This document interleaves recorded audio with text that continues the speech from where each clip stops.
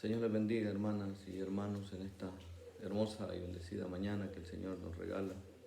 Otro día más de vida, por lo cual tenemos que estar agradecidos con el Señor. Extrañándole verle, solamente por este medio nos estamos comunicando, esperando muy pronto vernos dentro de la iglesia. Quisiera compartir en esta mañana un mensaje que creo que nos va a alimentar nuestra alma, ya que gracias a Dios el alimento para nuestro vientre creo que no nos ha faltado, aunque en momentos difíciles, pero no nos ha faltado, el Señor nos ha proveído. Así que quisiera compartir un pasaje de la Biblia en Deuteronomio capítulo 10 y versículo 12 en adelante para entrar en lo que es la meditación de la palabra. Y dice la palabra de la siguiente manera: Ahora pues, Israel, ¿qué pide Jehová tu Dios de ti? Sino que temas a Jehová tu Dios, que ande en todos sus caminos, y que lo ames y sirvas a Jehová tu Dios con todo tu corazón y con toda tu alma, que guardes los mandamientos de Jehová y sus estatutos que yo te prescribo hoy, para que tengas prosperidad. He aquí, de Jehová tu Dios son los cielos, y los cielos de los cielos, la tierra y todas las cosas que en ella hay. Solamente de tus padres se agradó Jehová para amarlos, y escogió su descendencia después de ellos, a vosotros de entre todos los pueblos, como este día. Circuncidad pues el prepucio de vuestro corazón, y no endurezcáis más vuestra cerviz, porque Jehová vuestro Dios es Dios de dioses, y Señor de señores, Dios grande, poderoso y temible, que no hace acepción de personas, sino toma cohecho, que hace justicia al huérfano y a la viuda, que ama también al extranjero, dándole pan y vestido. Amaréis pues al extranjero como que extranjero fuisteis en la tierra de Egipto. A Jehová tu Dios temerás, a él solo servirás, a él seguirás y por su nombre jurarás. Él es el objeto de tu alabanza, y él es tu Dios, que ha hecho contigo estas cosas grandes y terribles que tus ojos han visto. Con 70 personas descendieron tus padres a Egipto, y ahora Jehová te ha hecho como las estrellas del cielo en multitud. Gracias damos al Padre, gracias damos al Hijo y gracias damos al Espíritu Santo de Dios por permitirlos compartir esta palabra preciosa, palabra que nos conforta, palabra que nos anima, palabra que espero que nos sirva de mucho en nuestra vida cotidiana. Y quisiera meditar bajo el tema: ¿qué pide Dios de su pueblo o qué pide Dios de sus hijos? Claro, basado siempre en las Escrituras, ya que todos nuestros mensajes tienen base bíblica. Lo mismo que Dios pedía del pueblo de Israel, creo que es lo mismo que Dios pide ahora en día de cada uno de nosotros. Y vamos a ver en esta mañana qué Dios pedía de su pueblo, basados en la porción que hemos tomado. Una de las cosas que Dios pedía o que Dios exigía a su pueblo era que primeramente que anduvieran bajo el temor de Él. Creo que es lo mismo que Dios demanda de cada uno de nosotros, que seamos hombres y mujeres temerosos de Dios. Pero ¿qué es ser una persona o un hijo de Dios temeroso a Él? La Biblia, y no vamos a profundizar demasiado porque son temas que se han dado en la iglesia, pero la Biblia dice que el principio de la sabiduría dice que es el temor a Jehová. Entonces, en otras palabras, lo que Dios estaba demandando de su pueblo Israel era de que caminaran en sabiduría. Y podemos ver y podemos entender que una de las cosas que Salomón pidió en primer lugar fue la sabiduría, porque tenía un trabajo arduo, un trabajo duro para dirigir al pueblo de Israel. Cuando él es elegido como rey, lo que pide es sabiduría. Pero Dios, aparte de eso, sabemos que le dio riqueza. Entonces, una de las cosas principales en la vida del cristiano tiene que ser caminar con sabiduría. ¿Y qué es caminar con sabiduría? El caminar con sabiduría es caminar bajo la voluntad de Dios. El caminar con sabiduría es ser obedientes a Dios. El caminar en sabiduría es caminar en su, valga la redundancia, en sus caminos, como dice la palabra que hemos leído. Pues dice, ¿qué pide Jehová tu Dios de ti? Sino que temas a Jehová su Dios. Creo que cada uno de nosotros como cristianos tenemos que conducirlos en sabiduría. La sabiduría sirve tanto aún para hablar, porque la Biblia dice que antes de nosotros que seamos, dice, tardos para hablar y prontos para oír. Pero cuando no hay sabiduría en nuestra vida, hacemos todo lo contrario. Hablamos antes de escuchar, ¿verdad? Y por eso es que hay veces que las cosas nos salen mal. A veces tomamos decisiones sin sabiduría, lo cual trae graves consecuencias a nuestra vida. Así podíamos hablar más de lo que es el temor a Dios, pero quiero tocar los otros puntos, por lo cual voy a pasar a lo siguiente. Otra de las cosas que Dios le exigía al pueblo de Israel era que le dijo que andes en todos sus caminos. Si al pueblo de Israel se le pedía andar en los caminos de Dios, también nosotros estamos obligados a andar en los caminos del Señor. Pero ¿qué es andar en los caminos de Jehová o en los caminos de Dios? Podemos hablar en este momento que lo que le estaba hablando, lo que le estaba diciendo Dios a su pueblo era que caminaran en rectitud. ¿Por qué dijo esto? Porque los caminos de Jehová son rectos, así lo establece y así lo dice la palabra.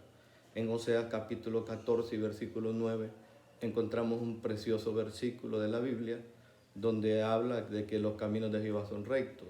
Y si los caminos de nuestro Dios son rectos, Dios también demanda que nosotros nos mantengamos y caminemos en actitud. El apóstol Pablo lo describió de la siguiente manera. Dijo el apóstol Pablo, todas las cosas me son lícitas, pero no todas las cosas me convienen. Entonces las cosas que nos convienen a nosotros es que los mantengamos en rectitud, ¿verdad? Para que podamos pues agradar a nuestro Dios en toda nuestra forma, en toda nuestra forma de vivir. Dije que Oseas 14:9 decía o dice, los caminos de Jehová son rectos. Por eso es que estoy diciendo que lo que Dios estaba demandando de su pueblo era rectitud. Lo que Dios demanda ahora en día de nosotros también es rectitud. Entonces dice, los caminos de Jehová son rectos y los justos son los que andan en ellos. ¿Cierto o no, hermano, que la palabra dice que nosotros somos justos no por nuestros propios méritos, sino porque Dios ya nos justificó, ya hizo el trabajo, ¿verdad?, que tenía que hacer para justificarnos, nos limpió, nos redimió, ha hecho un proceso en nuestra vida, por lo cual nos llama justos. Por eso la Biblia dice que los justos son los que caminan en ella. En otras palabras, los rectos son los que se mantienen en los caminos de Dios. Qué precioso, hermano, cuando vemos la obediencia o la rectitud de un cristiano. Es agradable, gloria a Dios, para Dios, ¿verdad?, el ver que su hijo se conduce en el camino que Él quiere que transite, ¿verdad?, que es el camino de la rectitud. Entonces también en esta porción que hemos tomado, otra de las cosas que Dios demandaba o Dios le pedía al pueblo de Israel era la santidad. La santidad, pero para entender qué es la santidad, vamos a ver también un versículo que nos va a ilustrar para que entendamos qué es la santidad. Aunque lo hemos dicho en muchas predicaciones, que la santidad no es otra cosa que apartarnos del mal, ¿verdad?, para hacer el bien, apartarnos para Dios, o sea, ser un instrumento, ¿verdad?, en las manos del Señor, ¿verdad? Eso es ser santo, porque el concepto a veces se malinterpreta y pensamos que cuando hablamos de santidad estamos hablando de una persona que ya no peca, cuando la Biblia dice todo lo contrario. La Biblia dice que todos pecamos. Dice, el que dice que no peca, dice, el tal es un mentiroso. Sabemos que pecamos, pero lo hacemos ya no de una forma deliberada, sino lo hacemos en una forma involuntaria, en una forma que cuando lo hacemos, cuando le fallamos a Dios, nos avergonzamos porque hay un Espíritu Santo dentro de nosotros. En cambio, el mundo peca y se deleita en el pecado, se alegra, aún divulga su pecado porque se siente satisfecho en él. Mas los hijos de Dios ya no actuamos de esa manera, sino que cuando fallamos a Dios nos avergonzamos. ¿Por qué? ¿Por qué el pecado nos causa vergüenza? Porque ya hay un Espíritu Santo dentro de nosotros, ¿verdad? Que nos hace saber que lo que estamos haciendo no es lo correcto, ¿verdad? Hablando en cuanto al pecado. Entonces, para que veamos lo que Dios le estaba exigiendo, le estaba pidiendo al pueblo de Israel, él estaba exigiendo la santidad. Dice Isaías capítulo 35 y versículo 8.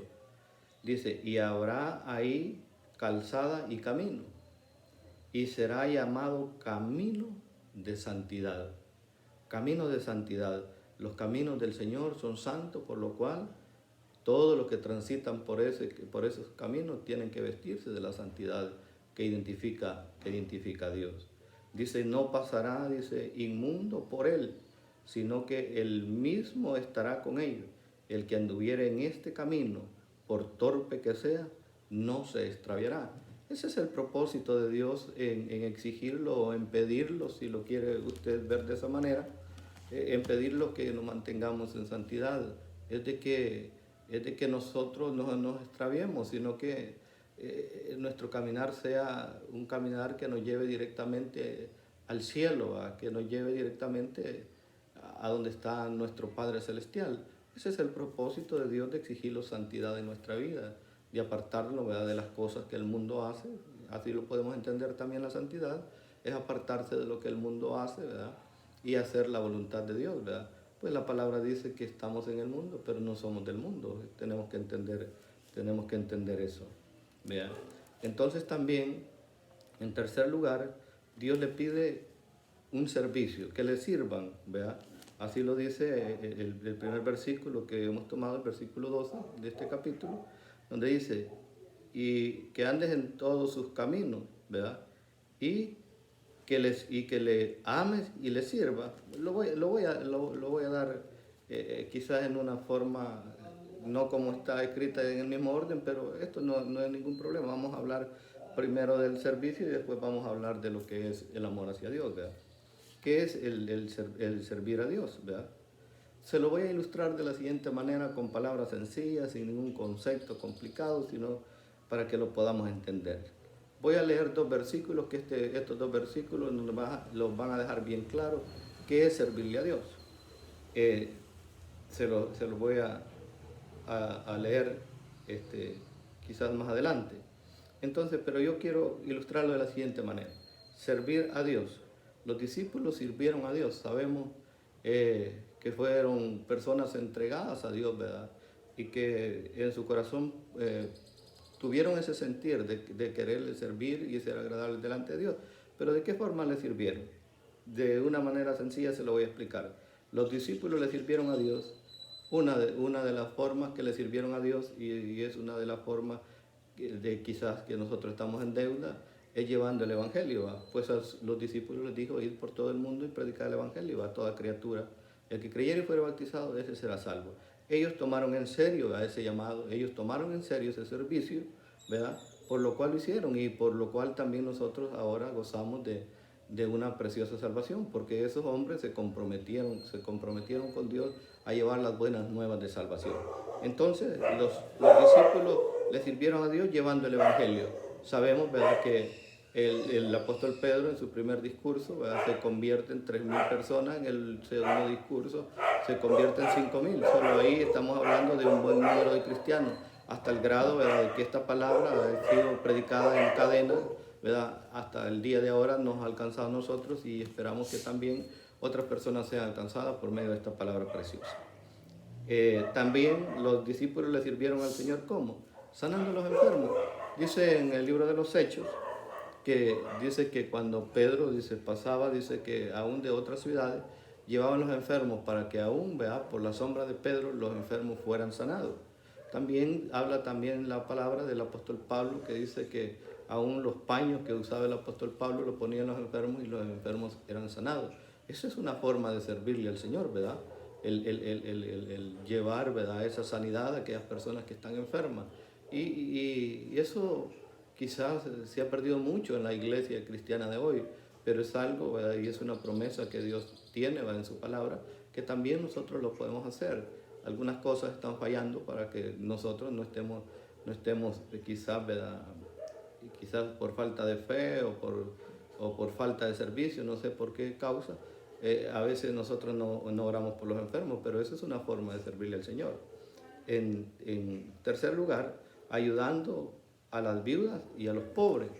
Esta era una de las características de los discípulos, ¿verdad? De los apóstoles del Señor, hasta el grado, ¿verdad?, de que cuando se eligieron los diáconos, se eligieron porque en realidad, ¿verdad?, estaban descuidando la palabra, pero ellos, ¿verdad?, no querían tampoco dejar de lado, ¿verdad?, el ayudarle a las viudas. Entonces fue que se escogieron los diáconos, ¿verdad?, para que el apóstol Pablo, ¿verdad?, juntamente con otros, pues llevaran la palabra del Señor.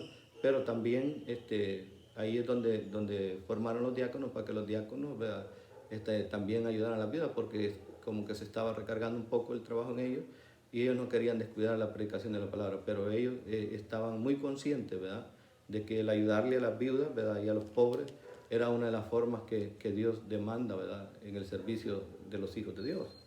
Otra de las cosas, ¿verdad?, de la forma que se le puede servir a Dios, y quizás una de las principales, es siendo obedientes a la palabra. Los discípulos fueron obedientes, ¿verdad?, hasta el grado de que la ponían por obra. Eso es una de las cosas que identifican a los hijos de Dios, ¿verdad?, que tenemos que ser obedientes a la palabra de Dios. Y cuando nosotros obedecemos a la palabra del Señor, estamos, ¿verdad?, sirviéndole de una buena forma al Señor. Entonces, en cuarto lugar, siempre basados en la porción que hemos tomado, Dios le exigía al pueblo, como nos exige ahora en día cada uno de nosotros como sus hijos, que le amemos, ¿verdad? Pues la vida cristiana redonda en eso, en el amor, ¿verdad? Aún dice la palabra del Señor, ¿verdad?, que podemos tener todos los dones, ¿verdad?, del Espíritu, pero si no hay amor, dice que venimos a ser como címbalo que resuena o que retiñe, ¿verdad? Venimos a hacer algo desagradable delante de la presencia del Señor. La vida cristiana, ¿verdad?, tiene que encerrar, ¿verdad?, uno de los ejes principales es el amor, ¿verdad? El amor, ¿verdad?, hacia todos, ¿verdad? Primeramente el amor hacia Dios, ¿verdad? Por eso dice en la porción que tomamos, que andes en todos sus caminos y que lo ames, ¿verdad? Y que lo ames. Entonces, que le amemos es una de las exigencias, es uno de lo que Dios pide para nuestra vida. Repito esto porque quizás no lo estamos haciendo de la mejor manera, aunque ya hemos explicado y ya muchos sabemos de memoria, ¿verdad?, de qué forma Dios nos pide que le amemos, pero quizás a veces nos descuidamos por una u otra circunstancia, nos descuidamos en la forma que se debe de amar a Dios. Y voy a recitar dos versículos que encierran quizás, que encierran ya todo lo que es el amor. Porque dice en Mateo 22, 37, Jesús dijo, amarás al Señor tu Dios con todo tu corazón y con toda tu alma y con toda tu mente. Creo que este mandamiento es bastante difícil de cumplirlo, ¿verdad? Porque para amar a Dios no tienen que haber reserva, aunque lamentablemente nosotros siempre dejamos reserva. A veces amamos a Dios a media, a veces amamos a Dios, ¿verdad?, pero pedimos a veces condiciones, ¿verdad?, para amarle. Pues el amor de Dios no tiene que ser de esa manera. Pues dice que a Dios tiene que amársele con todo el corazón, ¿verdad?, con todo el alma y con toda tu mente. O sea, todo nuestro ser tiene que amar a Dios, ¿verdad?, de una forma especial. Y más abajo vamos a ver por qué digo que hay veces que dejamos reservas. Voy a tomar como base el versículo 10:37 de Mateo, y allí nos vamos a ver reflejados si en realidad estamos amando a Dios con todo el corazón, con toda nuestra alma, con toda nuestra mente, o si le estamos amando a medias, o no sé de qué forma le estamos amando. Yo no soy quien para señalarle, solamente Dios y usted conoce su corazón, ¿verdad? ¿Qué hay en su corazón? Si en realidad le estamos amando a Dios como le deberíamos de amar, o todavía nos falta, ¿verdad? Nos falta, ¿verdad?, mucho para amar a Dios como se debe de amar. Y aquí en este versículo nos vamos a ver reflejado quizás de que quizás en ese aspecto estamos en deuda con Dios. Y dice Mateo 17:37, el que el que ama a padre o a madre más que a mí, no es digno de mí, dice el Señor. El que ama a padre y a madre más que a mí, no es digno de mí. La palabra clave es más que a mí. Ahí está la explicación clara. Dice más que a mí. O sea, no está diciendo que no hay que amar al padre, no hay que amar a la madre, pues la misma Biblia no se puede contradecir porque es uno de los mandamientos con promesa que está en el libro de Efesios, creo, capítulo 6, dice que honrarás a tu padre y a tu madre, que es el primer mandamiento con promesa. Entonces la Biblia no se contradice, sino que la palabra está en más. O sea, no se puede amar más ni al padre ni a la madre más que a Dios. Y aún el versículo es más extenso, dice, no es digno de mí. El que ama a hijo o hija más que a mí, no es digno de mí. O sea que en otras palabras, el amor de Dios tiene que estar sobre todas las cosas, ¿verdad? Y en otro de los versículos, ¿verdad? En los evangelios dice, ¿verdad? Que el que no deja tierra, el que no deja y comienza, viene, ¿verdad? Hablando de las cosas materiales, no es digno también de él, ¿verdad? Entonces no podemos poner sobre el amor de Dios cualquier cosa, pues sabemos que nuestros hijos son bendición, son herencia de Jehová, si lo describe la Biblia. Debemos de amarle, a nuestros padres debemos de amarle, debemos de respetarle, pues ese tiene que ser una de las características de los hijos, ¿verdad? El honrar al padre, ¿verdad? Y una de las características de los padres tiene que ser amar a nuestros hijos, pues la Biblia dice, no exasperéis a vuestros hijos, pero ese amor hacia el padre, hacia la madre, y en ese otro versículo que le digo, habla de hermanos, el amor hacia hermanos, el amor hacia cualquier otro tipo de persona no tiene que ser más grande que el amor a Dios, ¿verdad? Eso dice la palabra del Señor. Pues es precioso conocer de ello porque hay veces que nosotros le fallamos, hay veces que tal vez no en nuestros casos, ¿verdad? De nuestros hogares, pero hay en hogares, ¿verdad? Que hay gente que le gusta el Evangelio, hay gente que desea recibir al Señor como su único y suficiente Salvador, pero el Hijo le dice, si usted se hace evangélico, pues no cuente conmigo, ¿verdad? Haga de cuenta y caso que ya no soy su hijo, o el padre aún a veces, ¿verdad? Le dice al hijo, si te haces cristiano, si te haces evangélico, haces de cuenta y caso que no tenés padre, que no tenés madre. Entonces ahí es donde tenemos que valorar si en realidad amamos a Dios, porque el amor de Dios tiene que ser el principal. La Biblia dice de la siguiente manera, dice, aunque tu padre y tu madre te dejaren, aún con todo Jehová te recogerá. O sea, quien va a estar con nosotros en esta vida y en la otra es nuestro Dios, ¿verdad? Lamentablemente los seres humanos, las familias tienen que desunirse, ¿verdad? Por medio de la muerte, ¿verdad? Y cada quien va a ir a un lugar que decidió en vida, ¿verdad? Más Dios no se apartará en ningún momento si también nosotros pues le amamos como Él dice que le amemos y le recibimos como nuestro único y suficiente Salvador de nuestra vida. En quinto lugar, que guardemos su palabra, así lo dice esta porción que hemos tomado, dice el 13, que guarde los mandamientos de Jehová y los estatutos que yo te prescribo hoy para que tenga prosperidad. Aquí habla de guardar la palabra y habla de las bendiciones que hay en guardar la palabra. Pues los mandamientos, ¿verdad? O los estatutos se pueden transcribir al día de hoy como la palabra del Señor. Pues los mandamientos y los estatutos eran los que regían al pueblo de Israel, ¿verdad?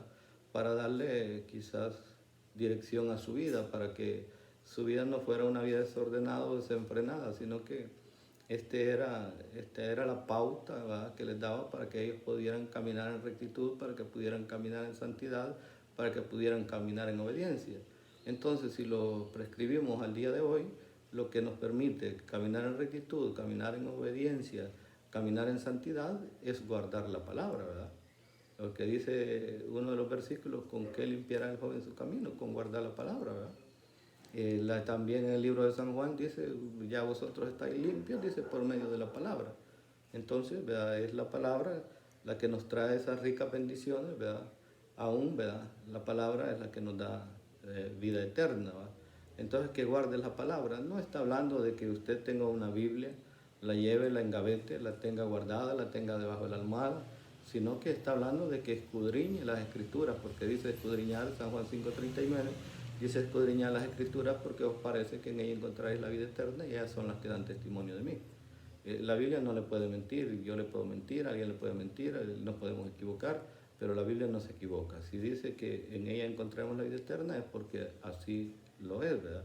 Entonces hay importancia de guardar la palabra. Por eso al pueblo de Israel se le pidió guardar los decretos, los estatutos y las ordenanzas, ¿verdad? Que se habían dado por medio de, ¿verdad? Por medio de nuestro Dios, ¿verdad? Entonces, qué precioso, ¿verdad? De que guardemos la palabra. Y digo en esta mañana, no hay forma, ¿verdad?, mejor y más eficaz de guardar la palabra que es obedecerla, ¿verdad? Obedecerla. Josué pues dijo algo, ¿verdad? Le dijo al pueblo de Israel: yo no sé qué ustedes van a decidir, ¿verdad? Si servirle a los dioses a los cuales le sirvieron vuestros padres al otro lado del río, o si deciden servirle a Jehová, dijo, ¿verdad? Pero yo y mi casa, dijo, serviremos a Jehová, ¿verdad? Una determinación de guardarse para Él, ¿verdad? De guardar sus decretos, sus mandamientos y sus estatutos en su casa, ¿verdad?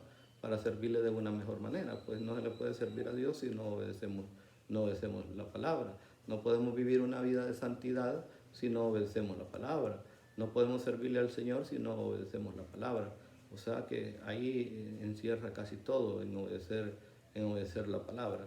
Y en sexto lugar, para terminar con esta porción que hemos tomado, es que debemos de amar no solamente a Dios, sino que debemos de amar a nuestro prójimo.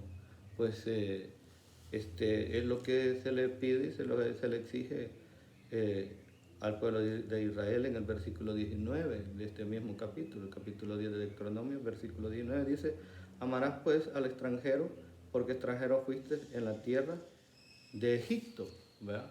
Amarás al extranjero. Le estaba diciendo, amarás a tu prójimo. Ahí pues ese es un tema quizás para meditar, ¿verdad? Es un tema extenso, pero quiero referirme solamente a un pasaje de la Biblia para que entendamos que es amar al prójimo, ¿verdad? Aunque quizás lo que lo describe de mejor manera es el Mateo 22:38, ¿verdad? Donde dice, ¿verdad?, que el segundo mandamiento es, ¿verdad?, amarás a tu prójimo como a ti mismo. Si nosotros nos amamos a nosotros mismos, nos respetamos, nos valoramos, creo que vamos a aprender a amar a nuestro prójimo. Y lo quiero describir con aquel pasaje, ¿verdad?, de aquella parábola, ¿verdad?, de cuando a Jesús le preguntan, ¿verdad?, aquí cuál era su prójimo. Y comienza a describirles, dice que un hombre iba de camino, ¿verdad?, y en el camino le salieron unos ladrones, lo golpearon, ¿verdad?, y lo dejaron medio muerto. Y comenzaron a pasar personas, ¿verdad? Creo que dice la Biblia que pasó, no sé si dice un levita o un sacerdote, y pasó de largo, ¿verdad? Y así pasaron varias personas y pasaron de largo más, ¿verdad? Pasó alguien, ¿verdad? Pasó un samaritano, ¿verdad? Y pues usó de misericordia, ¿verdad? Lo levantó, lo subió a su caballo, lo llevó al mesón y le dijo al mesonero que ahí pagaba, ¿verdad?, todos los gastos, ¿verdad?, por la curación y que por el hospedaje, y que si en algo le quedaba en deuda, que al regresar él se lo pagaría. Entonces, ¿verdad?, Jesús les hace la pregunta, le dijo, ¿cuál es el prójimo? Y los discípulos, las personas, ¿verdad?, que le estaban preguntando, ¿verdad?, que le habían hecho la pregunta de quién era el prójimo, le dijeron, ¿verdad?, el que usó de misericordia. Entonces, ¿verdad?, el usar de misericordia, el ser solidario con aquellas personas, aún con aquellas personas que no nos aman, es amar al prójimo, ¿verdad? Porque la Biblia, ¿verdad?, dice que hay que bendecir, hay que orar, dice, porque los que no los aman, dice, ¿verdad? Hay que orar hay que bendecir, dice, a nuestros enemigos. Ya no vamos a maldecir, sino vamos a bendecir a nuestros enemigos. Entonces, el prójimo no es solo aquella persona que nos hace bien, no solo aquella persona que nos devuelve bien por bien, sino aquella persona que le devuelve quizás bien con un mal, ¿verdad? Ese es nuestro prójimo. Lamentablemente cuesta entender esto, pero son misterios y son cosas grandes que creo que tenemos que ponerlas en práctica porque esa es una de las bendiciones del Señor. Hermanos, con esto termino mi mensaje. Espero haber sido de canal de bendición para su vida, para su familia. Y si alguna persona no cristiana lo está escuchando, espero que me hayan entendido este mensaje, que haya sido de especial bendición en su vida, ¿verdad? Y en la vida de todos aquellos que tuvieron la oportunidad de escucharlos. Pues he hablado de una forma sencilla, pues no soy una persona quizás académicamente hablando preparada, pero le servimos al Señor de esta manera. Que Dios le bendiga, esperando que se encuentre bien de salud, que Dios esté derramando de sus bendiciones, y que el Espíritu Santo lo esté acompañando en estos momentos. Cierro mis ojos para orar en esta hora, esperando ser canal de bendición. Padre Dios bueno, te pido que bendiga, Señor, cada uno de los hogares de mis hermanos. Y si hay alguna persona que me ha escuchado, Señor, por medio de este mensaje, te pido también que le bendiga. Bendiga, Señor, a todas aquellas personas que están luchando por su vida, Señor. Bendiga a todas aquellas personas, Señor, que están sirviendo al Señor, ayudándole al prójimo, Señor, en esos hospitales, Dios de la gloria. Hay hijos tuyos, Señor Padre Santo, que entienden de una mejor manera esto, Señor. Clamamos y bendecimos, Señor, todos los hijos de mis hermanos. Clamamos y bendecimos a todos los cónyuges, gloria sea al Señor, de mis hermanos y mi hermana. En el nombre de Jesús bendecimos esta ciudad y bendecimos todos los líderes que en esta ciudad habitan, tanto líderes espirituales como otro tipo de líderes. Gracias te damos, Señor, en esta hora, en el nombre de Jesús. Bendice mi hogar también, Señor, te lo pido en esta hora bendita. Amén y amén.